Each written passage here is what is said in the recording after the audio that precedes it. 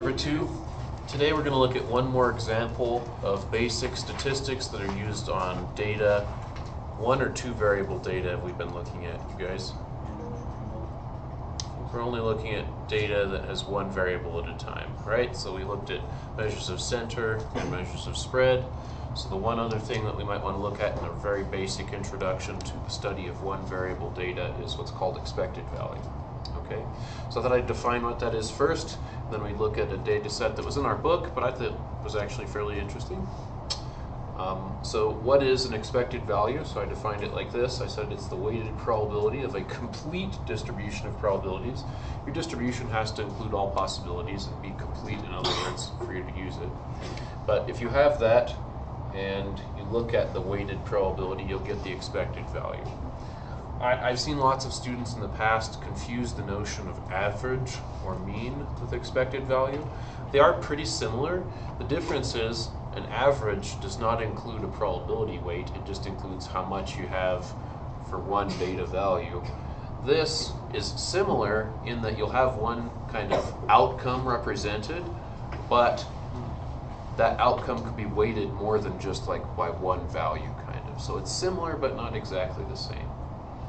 So the data set that we have represents baseball World Series numbers, and I think it's not up on the board yet. So what are the different numbers of games that could be played in a World Series in baseball? What could be the possibilities? The lowest number of games that are going to be played in a World Series is how many? 4. Or there could be 5 games that are played if there could be 6 games that are played. Final possibility is there could be 7 games that are played. Yeah? So, if we had all of the data from 1923 to 2004, we could count up how many times each number of games were played and write that down as a probability. How many would it be out of, just to come up with? What would the total be out of each time? I think it'd be out of 81. Where am I pulling 81 from?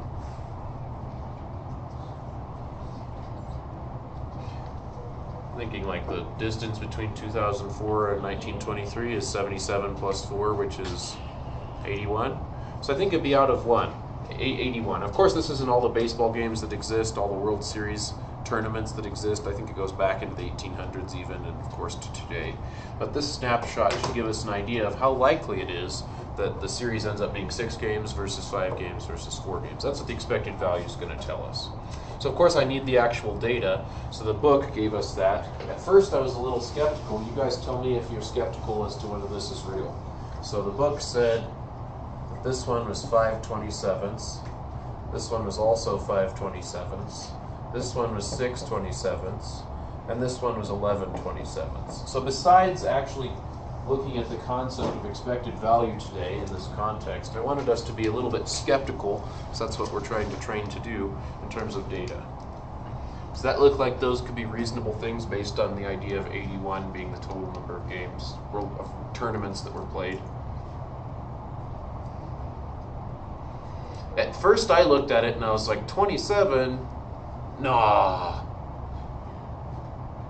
I did look to make sure that they added up to a complete probability distribution. Do they? Why? Because 5 plus 5 is 10, and 6 plus 11 is 17, and 10 plus 17 is 27. So does this add up to a complete distribution? Yeah, because 27/27 is 1, that's 100%. So that's not sketchy, that's okay. But 81/27, sketchy, not sketchy, what do you think? Could this actually be real? I don't really know, it's just in the textbook.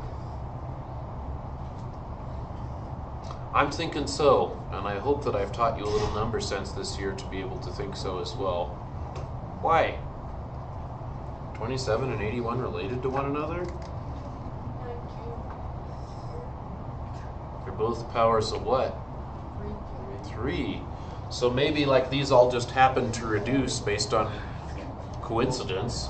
And this was really not 11 out of 27, but it was really 33 games out of that frame of years that ended up in a 7-game series.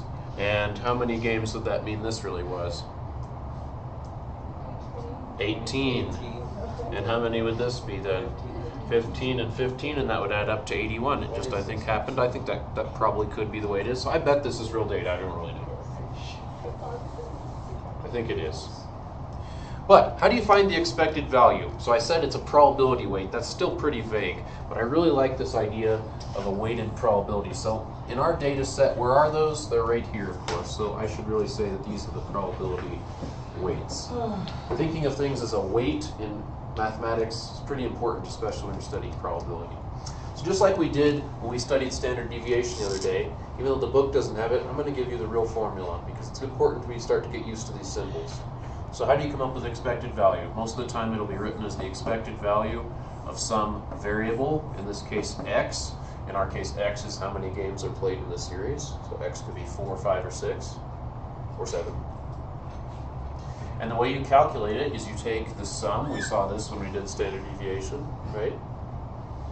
And you take each possible outcome, each value of x. In other words, I'm going to use notation just like we did the other day. Each individual, or x sub I, important we start to be able to absorb that idea, that notation. And you take each individual possibility and you multiply it by its probability weight, or in symbols, the probability that x sub I could happen. And as long as you do that and add it up for every individual possible outcome, you'll get the expected value. So of course that's going to be really easy to do in practice. What I really want you doing, besides just crunching the numbers, is thinking about how this notation works and what this ultimately means. Okay? That's important and not too hard to accomplish. So let's go ahead and create the expected value by hand, and we'll do it with our calculator. So the expected value for games played is going to be, my first possible individual outcome is what? 4. I'm going to take 4 and multiply it by what? By 5/27. Then I'll add, because I'm taking a sum, the next possible individual, which is 5. Multiply that by its weight, which coincidentally was also 5/27. Then I'll add the next possible outcome and multiply by its weight, which is kind of crazy that 6 goes with 6 and 5 goes with 5 here. I think that's purely coincidence. And then finally, the last possible number of games that could be played in a series was 7. Multiply that by its probability weight. Oh my gosh, if you could start to think about these as probability weights and like a teeter-totter for expected value, it'll make your life so much more interesting and you'll be more prepared in the future. So let's just try to guess where this possibly is. Where is the greatest probability? Which one has the greatest probability weight? 7 games, right? It has the highest chance of happening.